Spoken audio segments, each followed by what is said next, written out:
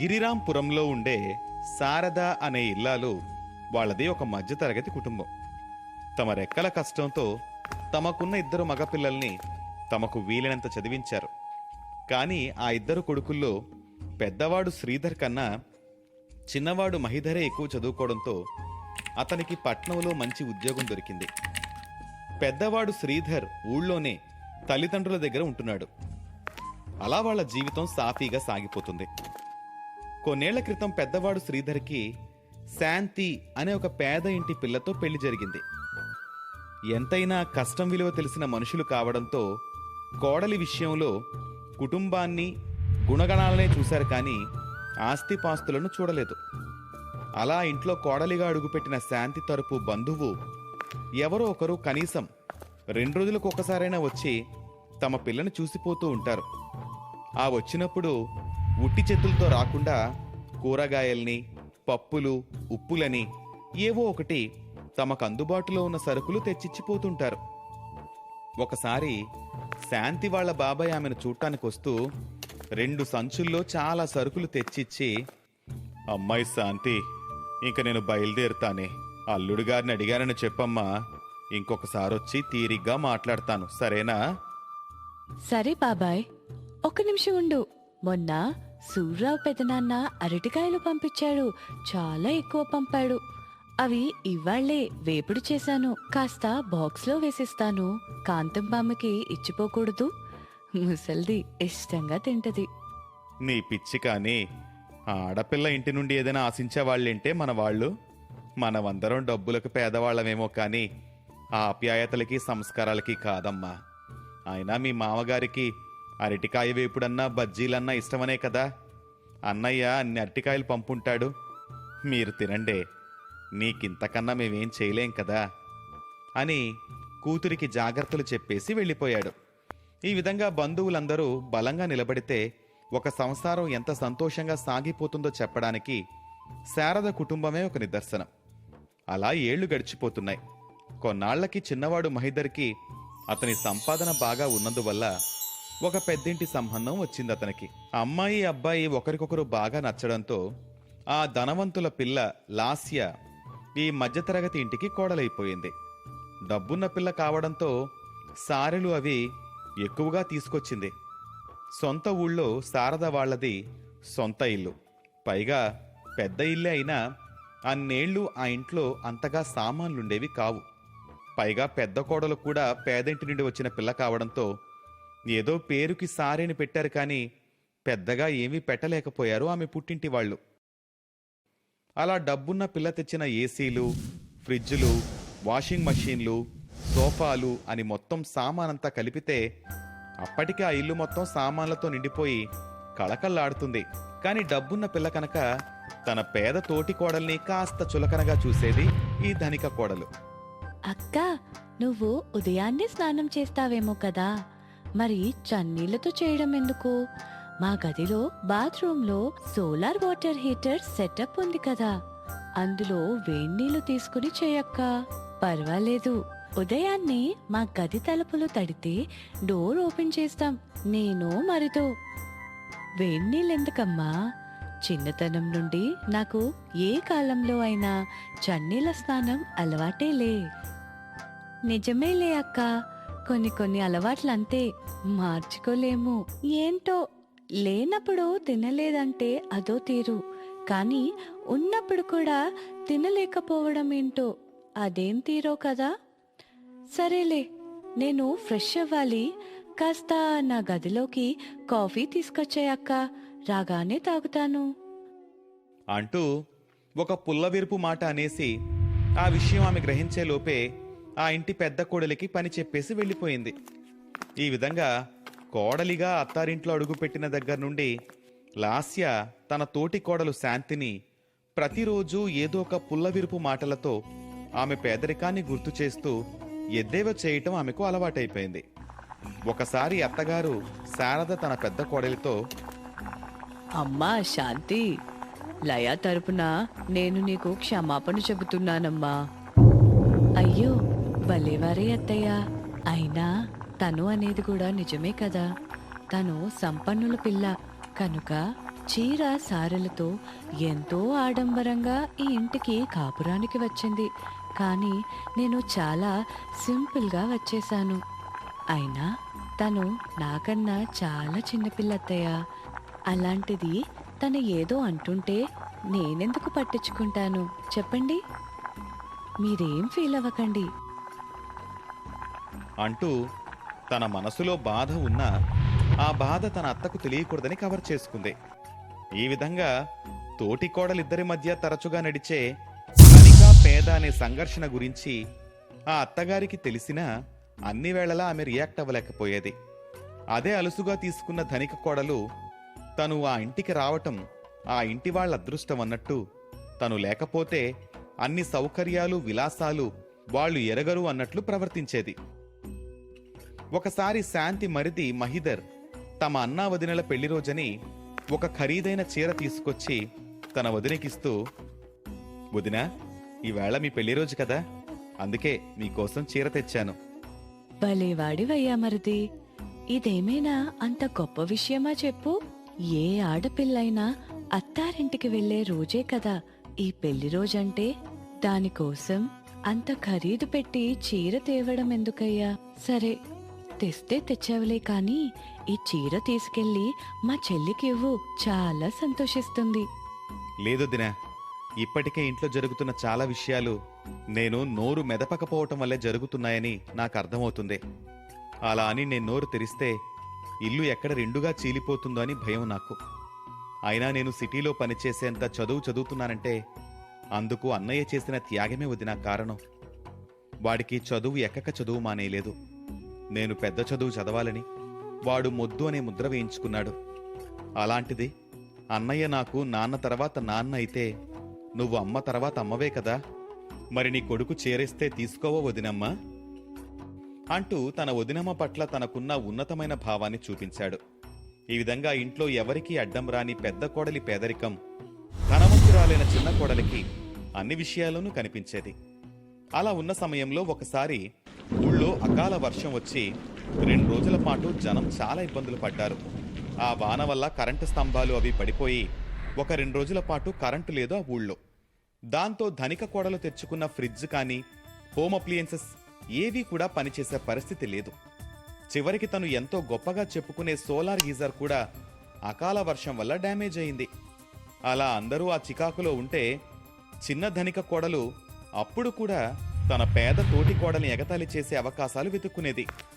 అప్పుడు ఒకరోజు విసిగిపోయిన అత్తగారు చిన్న కోడలితో, ఏ అమ్మా లాస్య, ఈ ఇంటికి కాపురానికి వచ్చిన దగ్గర నుండి చూస్తున్నాను నిన్ను. ఎప్పుడు నా పెద్ద కోడలి పేదరికాన్ని వెక్కిరిస్తూనే ఉంటావు. అసలా ఏంటమ్మా నీ గొప్ప? ఒక పని చేయటం చేత కాదు, ఇల్లు ఎలా చక్క పెట్టుకోవాలో కూడా చేత కాదు. నా పెద్ద కోడలు చేస్తేనే కాని నీకు రోజు గడవదు. అలాంటిది నువ్వు దాన్నంటావా? మా వాళ్ళు పంపారు అని నువ్వు మిడిసిపడే వస్తువులన్నీ చూసావా? 2 రోజులు కరెంటు లేకపోతేనే మూలన పడ్డాయి. అదే నా పెద్ద కోడలు పేదదే అయినా ఎప్పుడు తన తరపు వాళ్ళు తమ సంతోషం కొద్దీ తెచ్చి ఇచ్చే ఆ కూరగాయలు పప్పులు ఉప్పులు వల్లే ఈ ఊరు 2 రోజులుగా స్తంభించిపోయినా మనకు తిండికి గడుస్తుంది. నీ బడాయి వస్తువులు 300 వచ్చే కరెంటు బిల్లుని 2000 దాటిస్తుంటే నా పెద్ద కోడలు తరపు బంధువులు వచ్చి పోతూ ఇచ్చే సరుకులు ప్రతి నెల 5000 ఖర్చుని మిగులుస్తున్నాయి. ఇప్పుడు చెప్పమ్మా, ఏంటి నీ గొప్ప? అంటూ అన్నాళ్లుగా దాచుకున్న మాటలన్నీ అడిగేసింది. అప్పుడు కాని డబ్బున్న అహంకారంతో ఉన్న ఆ చిన్న కోడలికి అర్థం కాలేదు. ఇంతకాలం తననే మాటలు ఆ ఇంటి పెద్ద కోడల్ని కాదు, ఇంట్లో అందర్నీ బాధ పెట్టాయని. అప్పుడు ఆ పెద్ద కోడలు తన అత్తగారిని వారిస్తూ, అత్తయ్య, లాస్య ఏదో తెలిసి తెలియక అంటే మీరు కూడా ఏంటత్తయ్య తనతో సమానంగా? లాస్య, అత్తయ్య మాటలు పట్టించుకోకు అని అంది.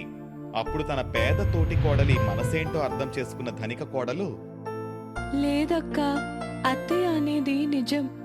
నేను కట్న కానుకలు చీర సారెలు తెచ్చుకున్నానేమో కాని అత్తయ్య మనసులో నా కోడలు అని గర్వంగా చెప్పుకునే స్థానాన్ని సంపాదించుకోలేకపోయాను. అది నువ్వే సంపాదించుకున్నావు.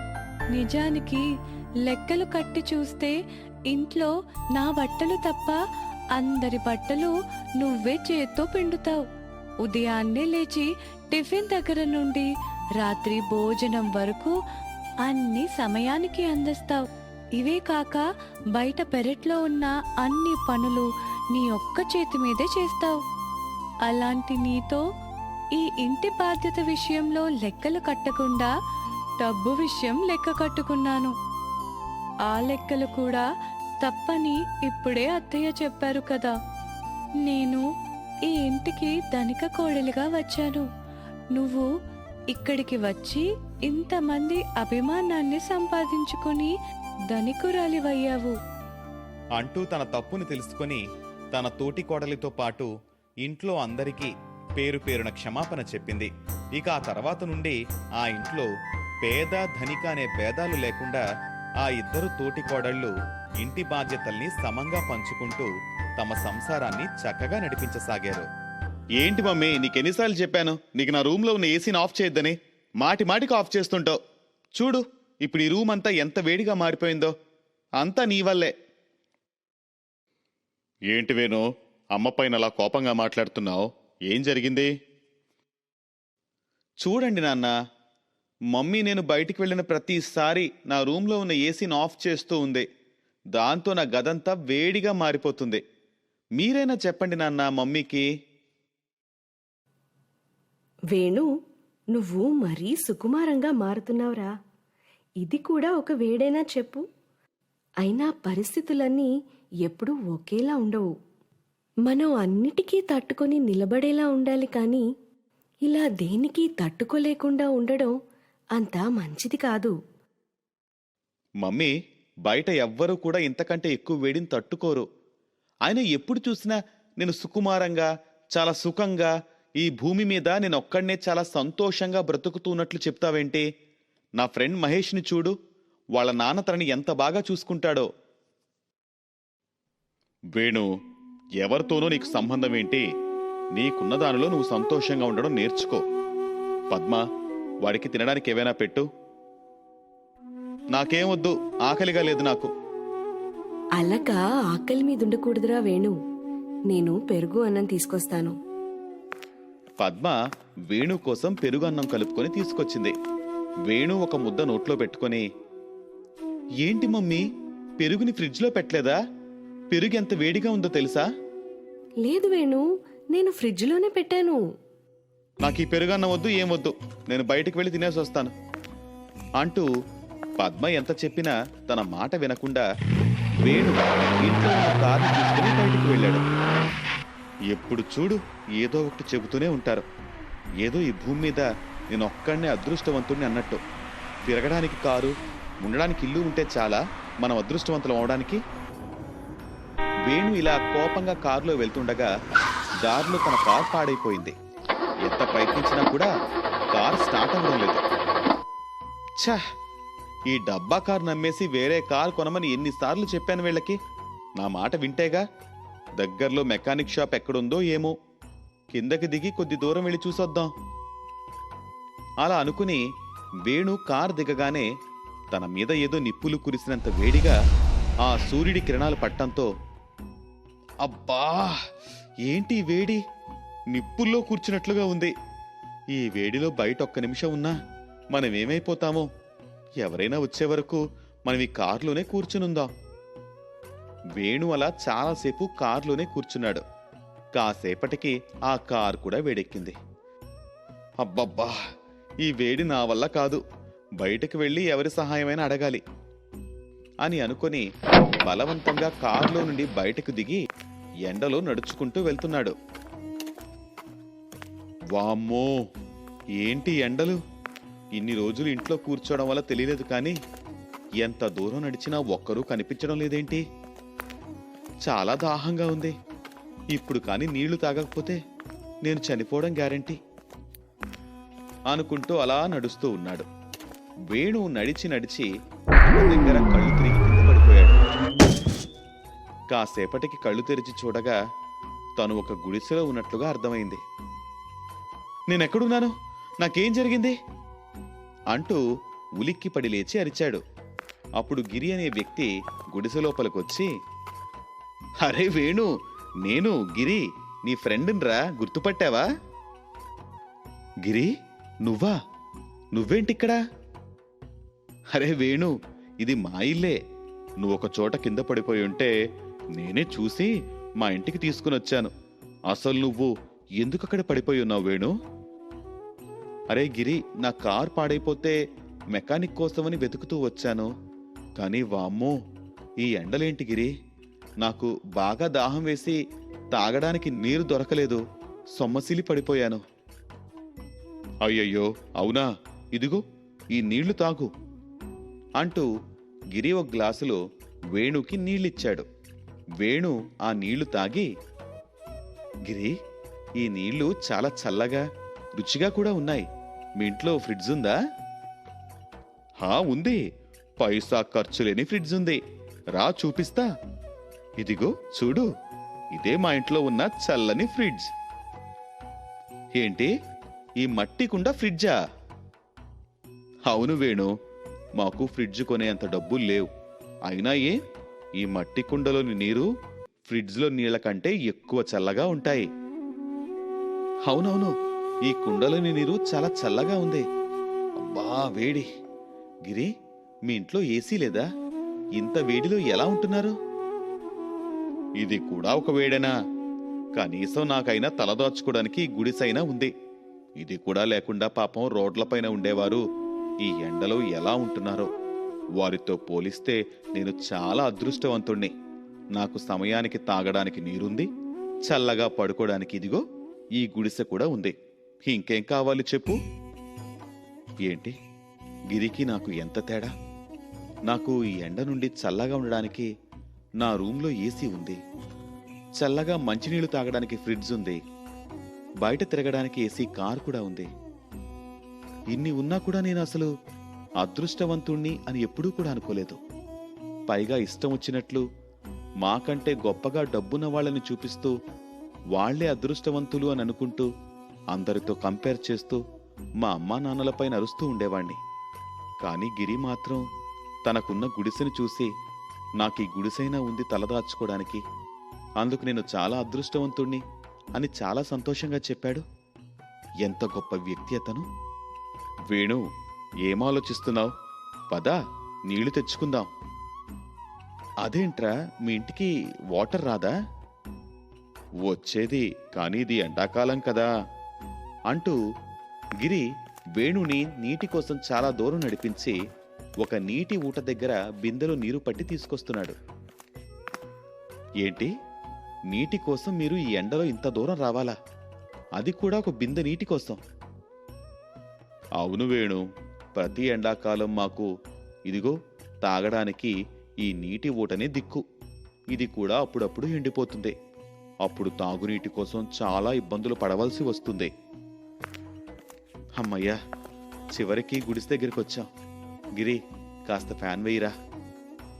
ఫ్యానా? అసలు మాకు కరెంటే ఉండదు. ఇక మా గుడిసెలో ఫ్యాన్ ఎందుకుంటుంది చెప్పు వేణు? ఏంటి, మీ గుడిసెలో కరెంట్ ఉండదా? ఫ్యాన్ లేకుండా మీరు ఇంత సమ్మర్లో ఎలా ఉంటారా? అసలు మేము గుడిసెలో ఎందుకుంటాం వేణు? పొద్దున్నే పనుల్లోకి వెళ్ళిపోతామా, మళ్ళీ వచ్చేది సాయంత్రానికే. అప్పుడు ఈ గుడిసెలో ఎంత చల్లగా ఉంటుందో తెలుసా? ఏంటి, మీరు ఈ ఎండలో పొద్దున్నుండి సాయంత్రం వరకు పని కూడా చేస్తారా? కష్టాలు పడుతూ కూడా నువ్వు అదృష్టవంతుడివి అని చెబుతున్నావు నాకు.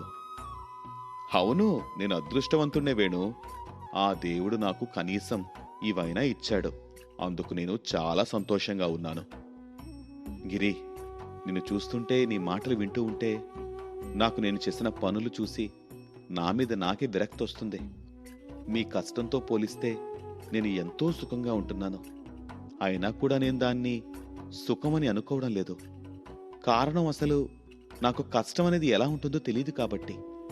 నువ్వు చెప్పిన దాన్ని బట్టి, నువ్వు ఉంటున్న దాన్ని బట్టి నేను చాలా అంటే చాలా అదృష్టవంతుణ్ణి అని చెప్పాడు వేణు. ఆ రోజు నుండి వేణు మళ్ళీ ఎప్పుడూ కూడా ఇంట్లో వారిపై గొడవ పెట్టలేదు. తనకిన్ని సుఖభాగ్యాలిచ్చినందుకు తన తల్లిదండ్రులకు ఎప్పుడూ కృతజ్ఞత తెలుపుతూ ఉన్నాడు.